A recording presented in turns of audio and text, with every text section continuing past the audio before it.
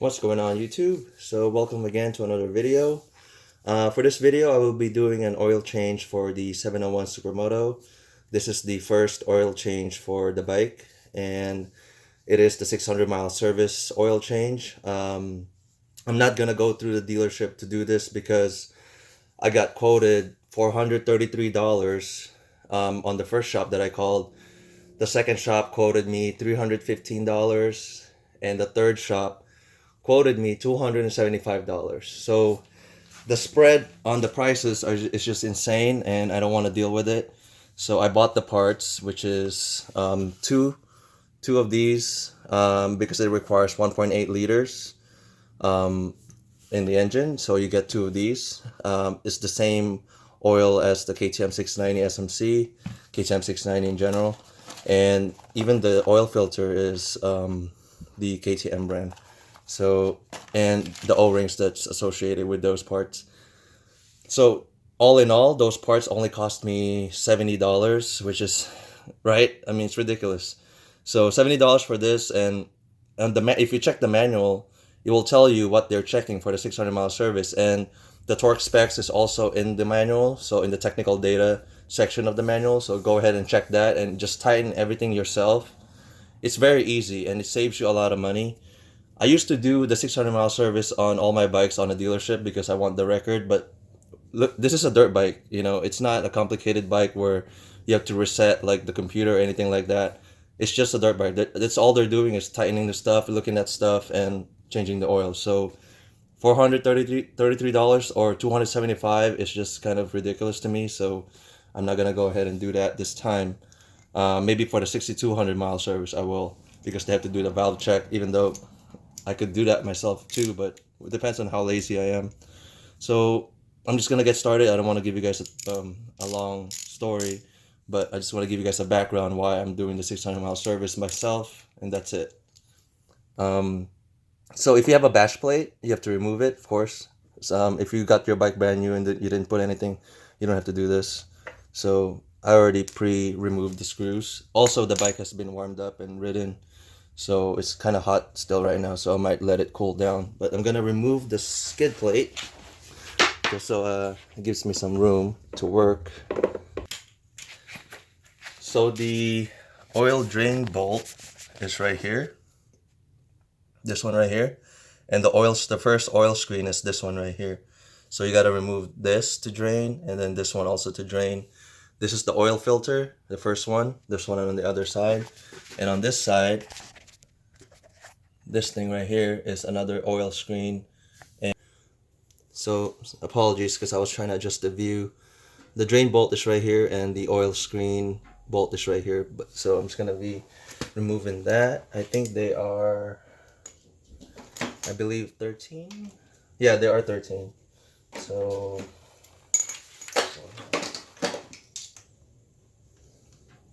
I wonder how dirty it is. I should hold it. Alright. Ooh, almost missed it. There it goes. So as you can see, there's a lot of shavings. Not too bad actually. It's still not that bad. So the oil is not completely black. So it's pretty good. I say it's a good condition. I'll put that aside and then clean it. Now I'm gonna remove the oil screen bolt, which has a O-ring, so keep that in mind. If you didn't damage the O-ring, you can reuse it. I mean, it's 600 miles, shouldn't be too bad. So here's the other. You can see how it traps some of the debris on it. See, so it's working. It does its job. I'm gonna put that aside and clean that as well. So on this side, you can see this is the other oil screen. I'm gonna try to break that free. It's gonna be stiff again. So, oh, okay.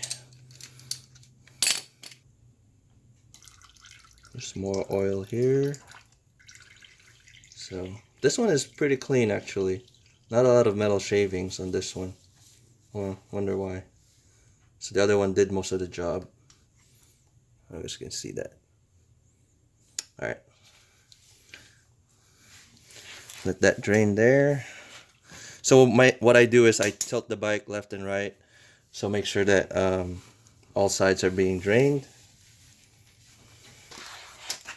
Alright, so now we are going to be removing the first oil filter chamber, which is this.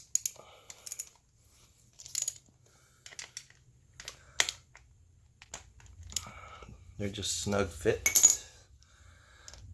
Might spill this time. Let's see.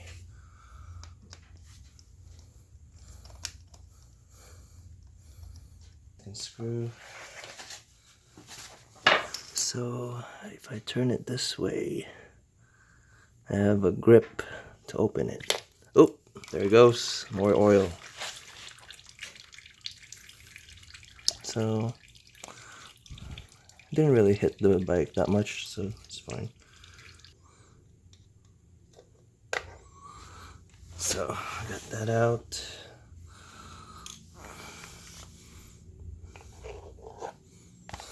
Now we're gonna do the same for the other side.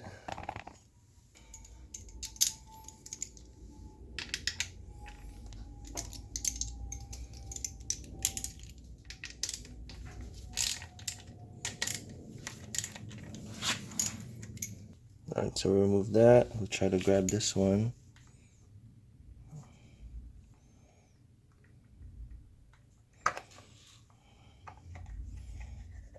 A little messy as well, but we'll go ahead and clean that. Alright guys, so that was a long wait for letting it all drain out. I also took the opportunity to clean all around here for any oil drops and things like that. So I'm gonna open up the first oil filter, which is the shorter one, to replace the old one that goes in here. Just the short one. So there is a rubber seal on both sides of this, so just, you know, lubricate it with some oil on both sides so it doesn't so it maintains the seal basically. There's no orientation to it, but if you want the part number to show on the outside, which is, I don't know, OCD type stuff, you can do that. So I'll just put that there for the future and then close it up. Torque on this is very low, so if you have a torque wrench, I think it's about 8 foot-pounds. Just snug it tight. It's not important. It's not really, you don't really have to over snug this. You might break it.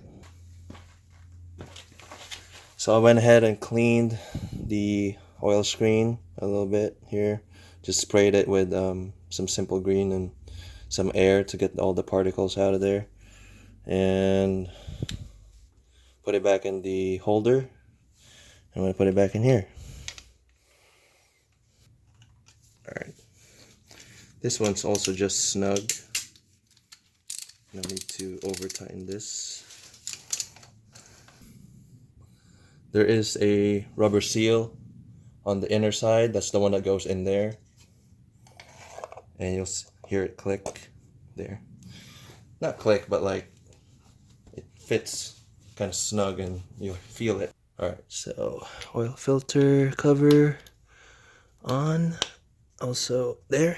So now we're going to put the screws back on.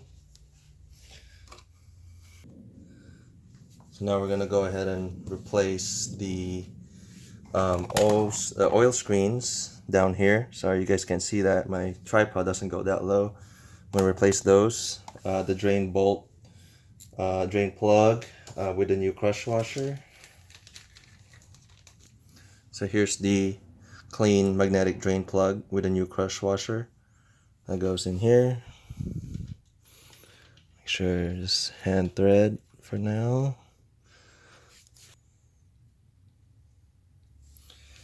Put the oil screen back.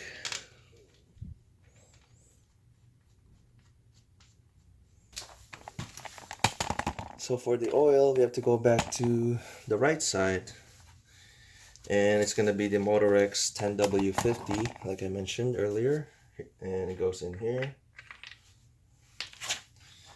And clean the surface too, if you care. I care.